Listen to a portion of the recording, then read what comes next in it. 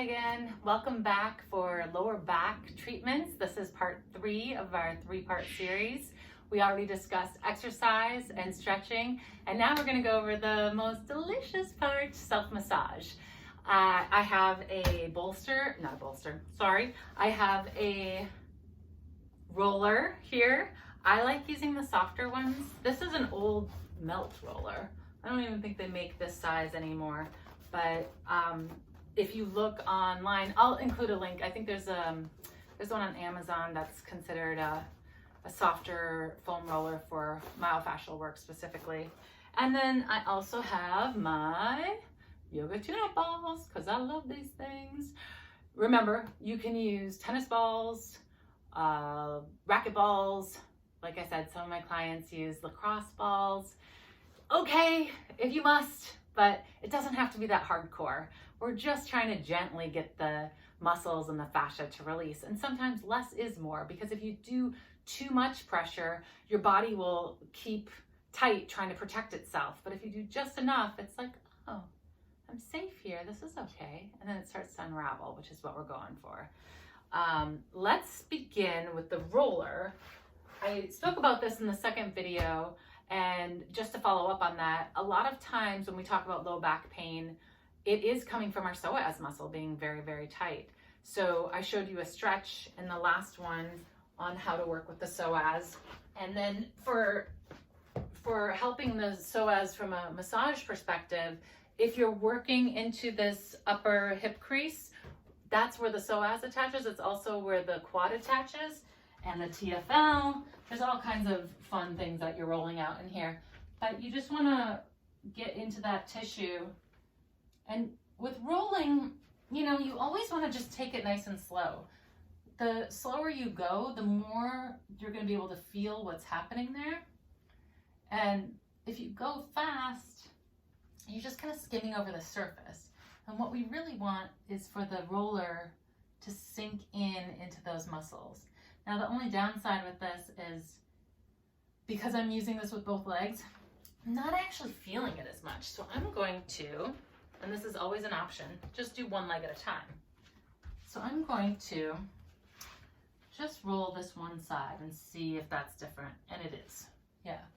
So I have my other knee out just as like a little tripod kickstand, if you will, to support me. I'll do it on the other side so you see it too. But just nice and slow, back and forth. And then if you find a spot that's extra sore, just hang out on it. You know, you can even relax that knee, give it a couple breaths. Really, we're just trying to get that connective tissue to soften. Connective tissue could be its whole own program, but in a nutshell, it is the casing of everything in our bodies. So you can't really do anything without affecting the fascia. And then this way, so you can see this leg is just here to support me, and I'm just rolling nice and gentle. I have those back toes curled under. I hope you're doing this with me, by the way. The whole point of this is that we can do it live together. Maybe not live, but that we can do it in real time together, and that you're not just watching and eating chips on the couch, which I know I do sometimes. Why do we do that? Like watching a cooking show, like, that looks great. Or watching self-care stuff, I'm like, yeah, I should do that. So get your roller, get on the floor, join me. It's fun. Feels good, I promise you. I know, I don't want to get on the floor, Pam. I'll do it later. I hear you. But this might get really boring if you're not doing it with me. Just saying. Okay, so we've rolled out that. The other thing I want to go over with the roller is just to clarify rolling the lower back. I think it's great that so many people want to roll. I just want to make sure that you're doing it safely. So you never want to put direct pressure on your spine, especially in the lower back. So the way that the body's designed is we have this rib cage, all these bones that come around, and their job is to protect our organs, right? So, you know, you have your kidneys in here, and those rib bones are protecting the kidneys, and you have your spine going down and through, but then once you get past that lower rib, it's just the spine. You don't have any other bones protecting that area. So you don't want to roll directly on this lower back because you don't have any support. It's too much for the spine. So instead of doing that, what I want you to do is lie on your back.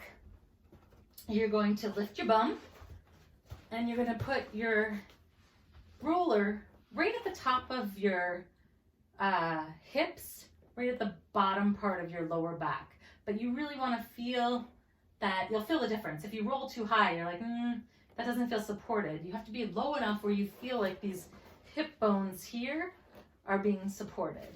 And then once you're there, you can bring your knees up into that tabletop position again. And you can bring your legs side to side, just working into the top of that hip bone and all of those muscles that attach there. There are a ton. All the glutes. You have the lower back muscle, the quadratus lumborum that comes at the top of the hip and latches on there.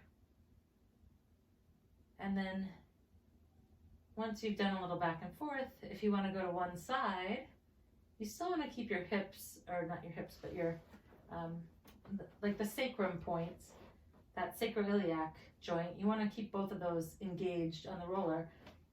And you can be off to a little bit of a side and just do little bicycles. Or if you don't want to do bicycles, you can hold one leg steady and do circles. I believe this is actually the melt method, is they have you do this circle with the one leg. But play with it. I mean, this is something that, you know, even though other people have methods, it doesn't mean that there's only one way to do something. With body work, a lot of it is just doing things and discovering what feels good and what works for you. So as long as you follow that guideline and you're working in alignment and you're making sure that nothing is painful, you'll be okay. So I encourage you to play. Okay. So I like this. I think it feels really yummy. Feels comforting to have that pressure on that top of the hip bone, the very low of the low back. And that's also, I think, one of those things that are confusing, especially when we're doing massage and people say, oh, my low back hurts. Well, when I think of the low back, I literally think of it as above the top of the hip bone and below the rib cage. So it's really just like a 2-inch area. But people go, oh, my low back. Well, this is actually your butt. These are your glutes. But that's how people think of their low back. So another thing you can do with the roller to treat the glute area, I believe Kate went over this in her lower back and glute rolling sequence, but just to reiterate, you can go up and down. You can also go side to side, so you can go from the front to the back. This is probably my favorite one because I feel like it really works into all of those muscles that just get so cranky up at the top of the upper glute. Yeah. So that is an option. I'm not going to do the other side. I just wanted that to be a little extra flair for you. And then if you have your balls handy, we'll start out with 2 and then we'll work with 1 at a time. So 2 is a great way to start, just to kind of find where the musculature is. And again, because of this lower back being unprotected by ribs, we don't want to put any pressure directly on the spine itself. So if you feel your own back, see if you can feel where the bony part is. Like you might find other things that feel hard because the muscle's tight, but you'll very distinctly in the middle of your back feel the bony protrusions. You feel that? So that's your spine. Do not put pressure on that, please. You want to focus on putting pressure on either side of it. It can be higher, it can be lower, but you don't want to put pressure directly here. Good? Okay. So again, we get to lay down. Yay!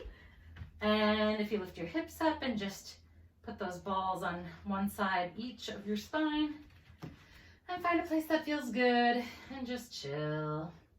And there's different ways to work with the massage balls. If you want to use pressure as your friend and just breathe and relax, I would say lengthen your legs and just breathe. And for me, it's tricky because my back's a little bit more arched. So with that, I'm not getting as much pressure as I like. And you can move it based on where it feels the best, where it feels like you need it. And breathing into it. This is good for self-massage and getting massaged by others. Use your breath. The more you can release into something, the more benefit you're going to get from the massage. So I'm trying to breathe. I'm trying to allow my body to get nice and heavy and weighted into the floor. And at the same point, it's harder with talking, but I'm trying to feel the pressure of the balls coming into my back. And while I'm trying to feel that with my breath, every time I exhale, I'm imagining them going in a little bit deeper, as if I can invite them into my body, welcome them in. So I hope that visual helps you. Try that. It's always good to play with different positions. I'm going to go right at the top of the hip bones here now, because to me that feels delicious. And again, I just like to hang and breathe. I like to do this first before doing any movement, because I want to see where my body's at, what kind of tension is just superficial and just from the day that I've been carrying, that all it takes is a little reminder of like, oh, hey, yeah, you don't want to carry that around anymore. We just need a little pressure, a little focus. So that's what this does. It's like, oh yeah. And then when I want to work into areas that are maybe more chronic or require a bit of more deeper work, I save that for after this little bit of a easing into. You know, it's really hard to talk and relax at the same time, so my apologies if this sounds crazy. So then let me show you, moving on, I'll lift my hips up. I'm just gonna get rid of one of the balls, and I'm gonna demo on my left side because that's my chronic side, but you can follow along on whatever side works best for you. And we just lost a light, but that's okay. We're gonna finish it off as is. It's the relaxing segment. So I'm gonna put this in a spot that feels a little tender. That's usually a good indicator of when you say like, I don't know where to put it. Play with it. Wherever it feels like it's a little tender, if you find a spot that's a little tender but not painful, that's the spot. And there might be several of them, but just pick one. And then, so I'm putting it under my left low back, and then I'm gonna let my left leg relax onto the floor.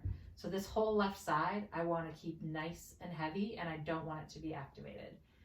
The right leg, I'm gonna keep with my foot on the floor, and I'm going to windshield wiper. Now, windshield wiper just means make the knees go back and forth like a windshield wiper. But you may find that, like I'm feeling it right now when I get into there, that's a winner. So if you windshield wiper it nice and slow, you're in effect being your own massage therapist, because you're working into that tissue and moving it. This is taking it to the next level. First, we were just breathing into it and being still with the pressure.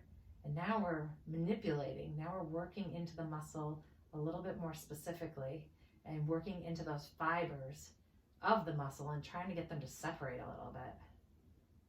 And I don't know about you, but I think this feels great. So I hope you're enjoying it. And again, you can play with this in all different ways. You can move it further out to the side. You can move it a little bit further down onto the glute itself. You can move it up higher on the back. You can put it directly into the glute. And in that case, if you're going to do it directly into the glute, I would say you can still do it that same way with the windshield wiper on the opposite side. But once you get into the glute specifically, there are a lot of muscles called lateral rotators. And moving laterally just means that your leg is moving this way. So if you're putting that ball in the glute and then just moving your leg laterally, it is kind of intense. Like you can really work into those muscles. The trick with this is you want to try to keep your leg as heavy as possible. You want to go super slow. You want to back off if there's any pain. Now the difference between pain and intensity is intensity feels like, ooh, that's a little intense, but I feel like I need it. Ooh, that's kind of good, but it's a little bit, ooh. And pain is like, whoop, nope, my body doesn't want that. So intensity is fine.